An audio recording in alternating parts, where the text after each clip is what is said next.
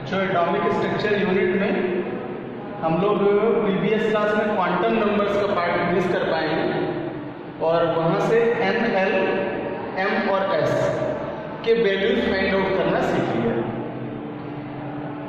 Pauli law के माध्यम से उनको प्रूव भी किया और अब तीसरे टाइप का कॉन्फ़िगरेशन आज कवर करेंगे हुंस लॉ से। जबकि हम लोगों ने KL-Mn में अकॉर्डिंग टू बोरबरी कॉन्फ़िगरेशन करना सीख लिया है।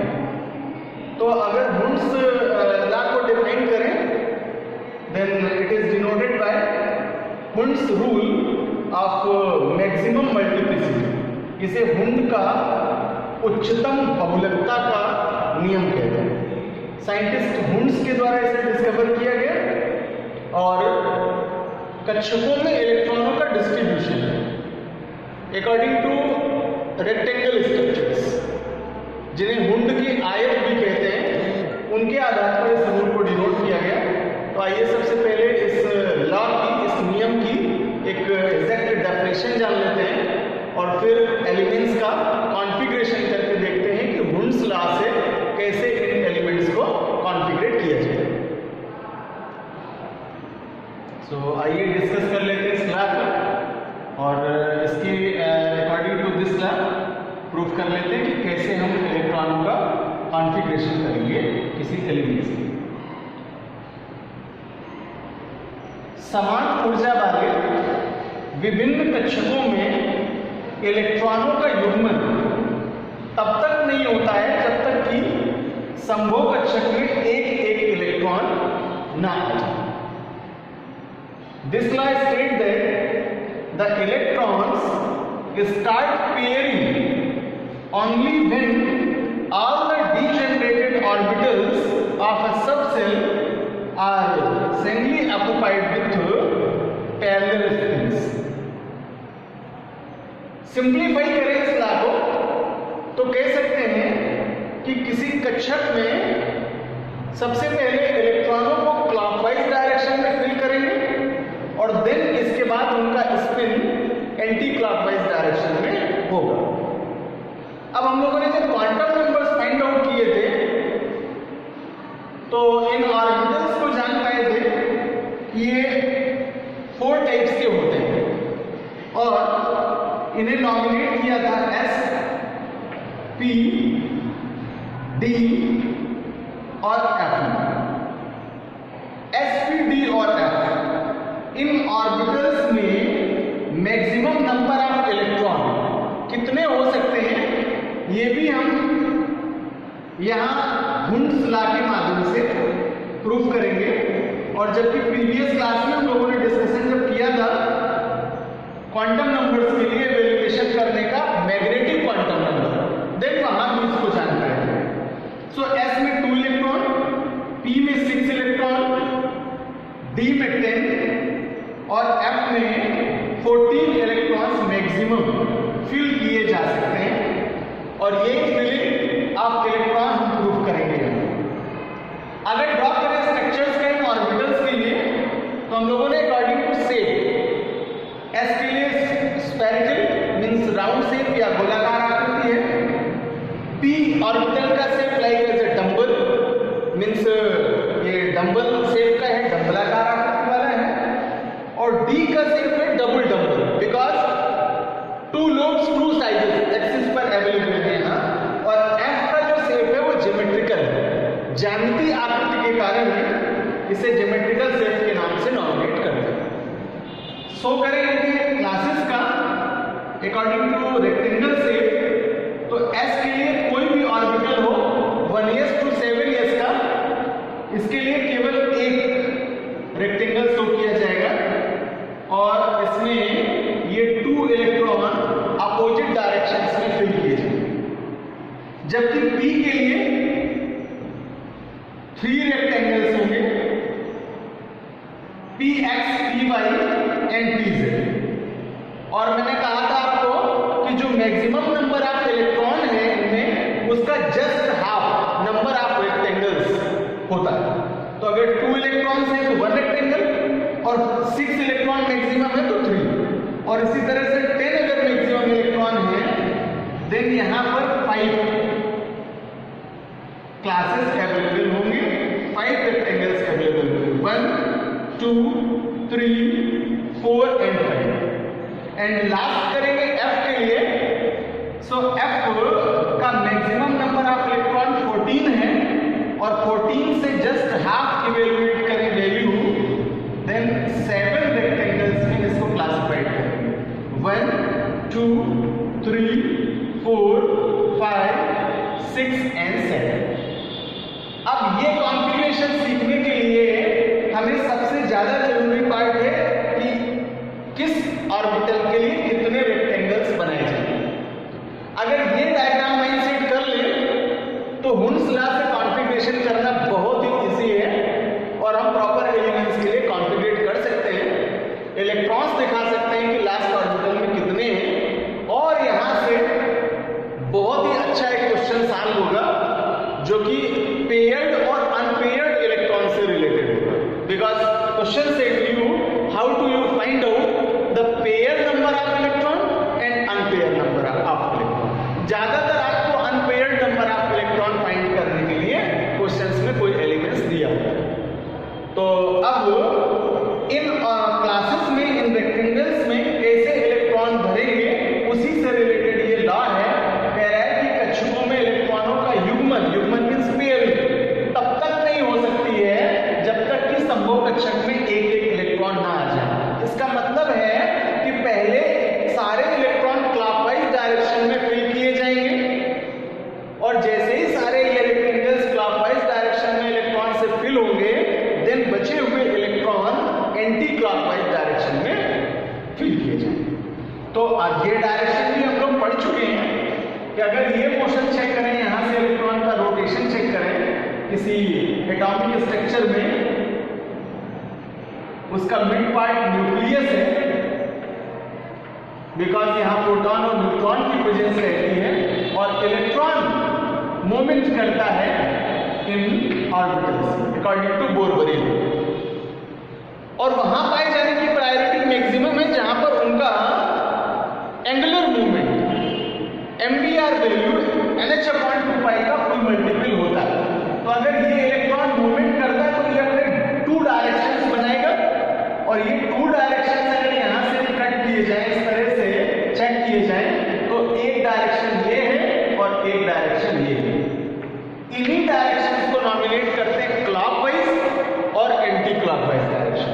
तो अब आइए चलते हैं कि कैसे इलेक्ट्रॉनों को कॉन्फ़िगरेट करेंगे अकॉर्डिंग टू हुन्स लॉ। और बहुत बेसिक सा एक बात, एक फंडा कि इलेक्ट्रॉनों को सबसे पहले क्लॉकवाइज डायरेक्शन में फिल करेंगे और देन बचे हुए इलेक्ट्रॉन एंटी क्लॉकवाइज डायरेक्शन में फिल किए जाएंगे। और यहीं से कॉन्फ़िगरेट करते हुए अनपेयर्ड नंबर ऑफ इलेक्ट्रॉन भी फाइंड आउट करेंगे। स्टार्ट में हाइड्रोजन से, because Z value of hydrogen is 1। Then configuration करें इसके ऑर्बिटल्स में sp-d में। सो 1s1 सिंगल इलेक्ट्रॉन है और आप देख पाते हैं यहाँ कि s ऑर्बिटल है, 1s है, तो s का कोई भी ऑर्बिटल हो, 1s 2s से लेकर के 7s तक का, उसके लिए सिंगल रेक्टेंगल्स यूज होगा। तो यहां इस s ऑर्बिटल के लिए नॉमिनेट करें। सो ऑर्बिटल है नॉमिनेट किया गया 1s में और यहां 1 इलेक्ट्रॉन है और ये एंटर्ड इलेक्ट्रॉन क्लॉकवाइज डायरेक्शन में होगा। मींस रूल कह रहा है कि पहले इलेक्ट्रॉन क्लॉकवाइज भरे जाएंगे और जब सारे क्लासेस, सारे बॉक्सेस, सारे रेक्टेंगल्स इन इलेक्ट्रॉन से फिल हो जाएंगे, देन उन्हें एंटी क्लॉकवाइज डायरेक्शन में फिल करेंगे। हाइड्रोजन के बाद आते हैं हीलियम के, He2 के। कॉन्फ़िगरेशन होगा 1s2 और यहां भी s के लिए केवल सिंगल रेक्टेंगल बनाएंगे और इलेक्ट्रॉन का नंबर चेंज हुआ 2 इलेक्ट्रॉन से। तो इसके लिए फर्स्ट इलेक्ट्रॉन का डायरेक्शन होगा क्लॉकवाइज और जब क्लॉकवाइज इलेक्ट्रॉन फिल कर लेंगे तो बचा हुआ इलेक्ट्रॉन एंटी क्लॉकवाइज डायरेक्शन में होगा। तो तो ये हीलियम के लिए कॉन्फ़िगरेशन है। देन लिथियम Li3 के लिए 1s2 एंड 2s1, इस तरह से इसे कॉन्फ़िगरेट करते हैं। अब देखिए यहाँ 2 ऑर्बिटल्स हो गए s के, तो फर्स्ट केस 1s के लिए सिंगल रेक्टेंगल और सेकंड केस 2s के लिए भी सिंगल रेक्टेंगल। मैंने कहा कि s का कोई भी रेक्टेंगल, कोई भी ऑर्बिटल आपको आ जाए, आप केवल 1 रेक्टेंगल का ही यहाँ यूज करेंगे। सो इलेक्ट्रॉन डालें इसमें, 2 इलेक्ट्रॉन्स हैं, तो फर्स्ट इलेक्ट्रॉन होगा क्लॉकवाइज डायरेक्शन में और सेकंड इलेक्ट्रॉन होगा एंटी क्लॉकवाइज डायरेक्शन में। ये फिल हुआ कंप्लीट और 2s में केवल 1 इलेक्ट्रॉन है जिसका डायरेक्शन होगा क्लॉकवाइज। इस तरह से ये आपका कॉन्फ़िगरेशन कवर होगा 1s2 और 2s1। नेक्स्ट कॉन्फ़िगरेशन लेते हैं बेरिलियम का, Be4 के लिए 1s2 and 2s2। Hoods rectangles में इनको दिखाएं, सो 1s का 1 और 2s का भी 1 रेक्टेंगल होगा और इनमें इलेक्ट्रॉन इंटर्ड करें तो 2 इलेक्ट्रॉन और 2 electron, first electron clockwise, second electron anti clockwise. यहाँ भी फर्स्ट क्लॉकवाइज और सेकंड एंटी क्लॉकवाइज। देन इसके बाद बोरॉन के लिए कॉन्फ़िगरेट करें, बोरॉन 5 होगा because Z value of boron is 5। Then 1s2 2s2 and 2p1। अब देखिए ऑर्बिटल्स का नंबर धीरे धीरे इंक्रीज करता जा रहा है। तो 1s के लिए सिंगल रेक्टेंगल, 2s के लिए भी सिंगल रेक्टेंगल, लेकिन जब p के लिए जनरेट करेंगे ये, तो आपने देखा था कि p के लिए 3 रेक्टेंगल्स बनाते हैं। तो इस तरह से p को डिस्ट्रीब्यूट करें 3 पार्ट्स, 1 2 एंड 3। नॉमिनेट कर लें 1s 2s एंड 2p। अब इलेक्ट्रॉन इंटर्ड करने का केस समझ लें। s में 2 इलेक्ट्रॉन है, first electron clockwise, second electron anti clockwise. s में 2 इलेक्ट्रॉन्स हैं, 1 first electron clockwise, second anti clockwise. और काउंटिंग में चले तो 1 2 इलेक्ट्रॉन यहां हो गए, third and fourth electron 2s में हो गए और लास्ट फिफ्थ इलेक्ट्रॉन p में है, इसलिए इसको इस फर्स्ट बॉक्स में इंटर्ड करेंगे। अब देखिए मैंने कहा आपको कि यहां से हम लोग unpaired number of electron find कर सकते हैं। तो ये कहां मिलेंगे? ये लास्ट वाले ऑर्बिटल के लिए देखे जाते हैं। तो हम देखते हैं 2s कंप्लीट है, 1s और 2s दोनों ही कंप्लीट है और 2p में केवल 1 इलेक्ट्रॉन है, बाकी के बॉक्सेस एम्प्टी। तो जिन रेक्टेंगल्स में इलेक्ट्रॉनों का पेयर ना बने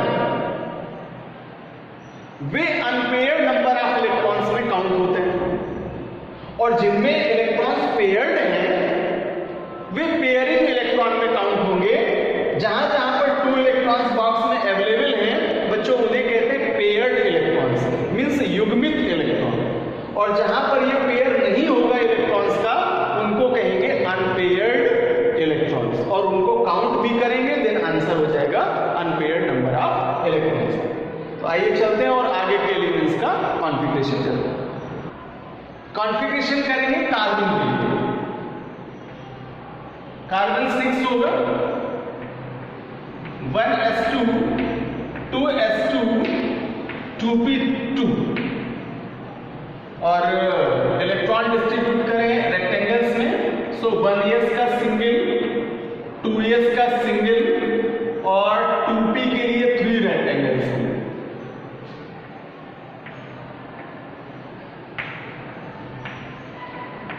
इलेक्ट्रॉन डिस्ट्रीब्यूट करें 2 इलेक्ट्रॉन्स में, first clockwise, second anti clockwise, third electron clockwise, fourth anti clockwise, fifth electron clockwise और सिक्स्थ इलेक्ट्रॉन भी क्लॉकवाइज। जैसे जैसे इलेक्ट्रॉन का नंबर्स बढ़ेगा, p हो या d हो या f के रेक्टेंगल्स हो, उनमें इलेक्ट्रॉन पहले तो सभी बॉक्सेस में क्लॉकवाइज डायरेक्शन में ही फिल होंगे और जब ये कंप्लीट हो जाएंगे तब एंटी क्लॉकवाइज इनका फिलिंग करेंगे। तो अब इसके कार्बन के लिए अगर अनपेयर्ड नंबर ऑफ इलेक्ट्रॉन जज करें तो आंसर मिलेगा 2, बिकॉज पेयर्ड के जो है वो 2 बॉक्स आपको दिखाई दे रहे हैं और ये जो 2 है ये आपके लिए unpaired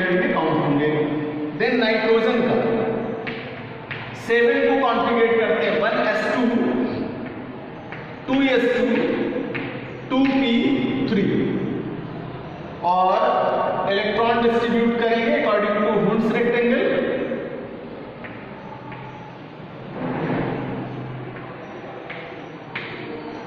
then 1s 2s 2p electrons entered होंगे इन डायरेक्शन में clockwise anti clockwise, clockwise anti clockwise, clockwise clockwise and clockwise. 3 electrons हैं और ये सारे इलेक्ट्रॉन्स क्लॉकवाइज डायरेक्शन में एंटर्ड होंगे।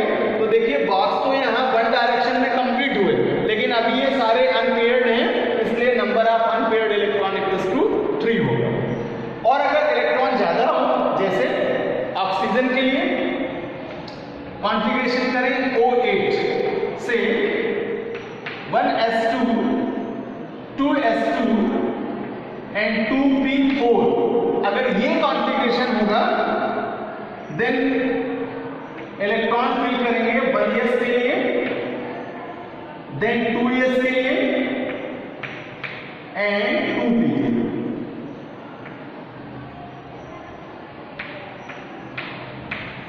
1s में 2 इलेक्ट्रॉन्स हैं, डायरेक्शन इनका क्लॉकवाइज और एंटी क्लॉकवाइज। 2s में 2 इलेक्ट्रॉन हैं, सो क्लॉकवाइज और एंटी क्लॉकवाइज। और 2p में 4 इलेक्ट्रॉन्स हैं। तो अगर 4 इलेक्ट्रॉन्स हैं तो पहले इलेक्ट्रॉन डिस्ट्रीब्यूट करेंगे clockwise, clockwise clockwise and clockwise. अब देखिए 3 इलेक्ट्रॉन्स ने अपना क्लॉकवाइज डायरेक्शन कंप्लीट किया, लेकिन 1 इलेक्ट्रॉन अभी बच रहा है बिकॉज 2p4 था, तो वो 4th इलेक्ट्रॉन वापस यहां फिल किया जाएगा, लेकिन उसका डायरेक्शन होगा एंटी क्लॉकवाइज। यही रूल कह रहा था कि इलेक्ट्रॉन पहले समदिश भरे जाएंगे, समदिश मींस क्लॉकवाइज डायरेक्शन में भरे जाएंगे, और जैसे ही वो इलेक्ट्रॉन कंप्लीट हो जाएंगे देन उनका चक्रण विपरीत दिशा में करेंगे, अर्थात एंटी क्लॉकवाइज डायरेक्शन में करेंगे।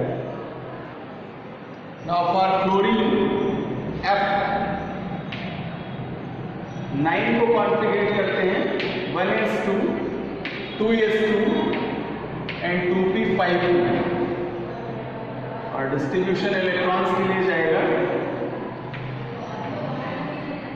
S के सिंगल रेक्टेंगल्स एंड P के 3 रेक्टेंगल्स।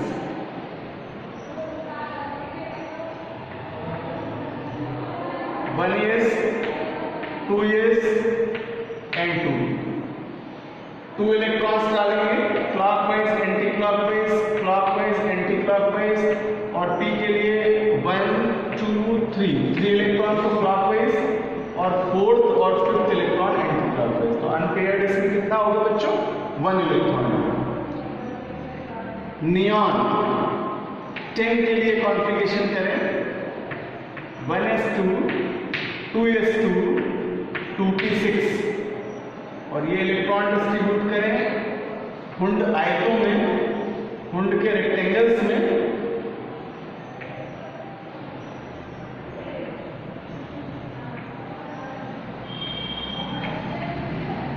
देन 1s 2s और 2 इलेक्ट्रॉन डालेंगे clockwise anti clockwise, clockwise anti clockwise और 6 में से क्लॉकवाइज क्लॉकवाइज क्लॉकवाइज और anti clock anti clock anti clock. Unpaired number of electron यहाँ पर 0 होगा because all box are paired electron. Sodium के लिए कॉन्फ़िगरेट करें 11 के लिए, सो 1s2 2s2 2p6 और 3s2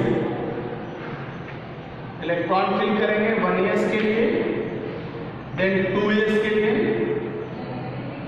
देन 2p और लास्ट करेंगे 3s।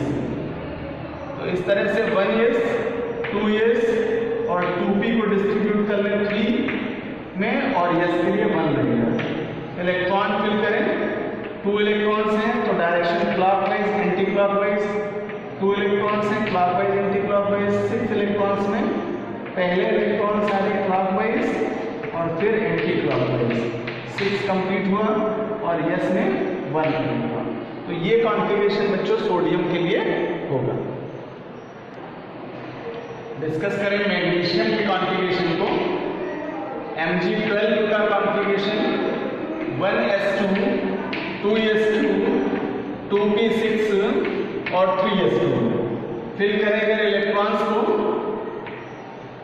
सो 1s के लिए, then 2s, then 2p and 3s। ये तो बॉक्सेस ड्रॉ कर लिए for 1s, for 2s, for 2p, for 3s।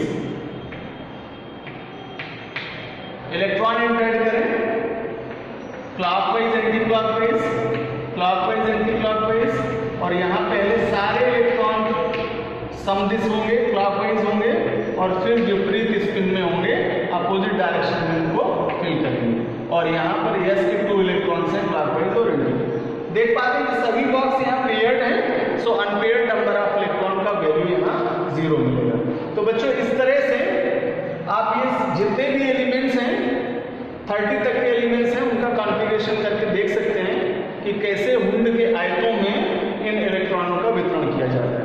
आपको क्वेश्चन में भी इसी तरह का वेरिएशन बेस्ड लैंग्वेज मिलेगा कि गिवन एलिमेंट्स के इलेक्ट्रॉनों का वितरण हुंड के आयतों में कीजिए। Distribute the electrons of given elements in Hund's rectangles.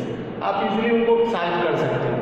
But जब आयंस का केस होगा तो आयनिक केसेस के लिए ये डिफरेंट है।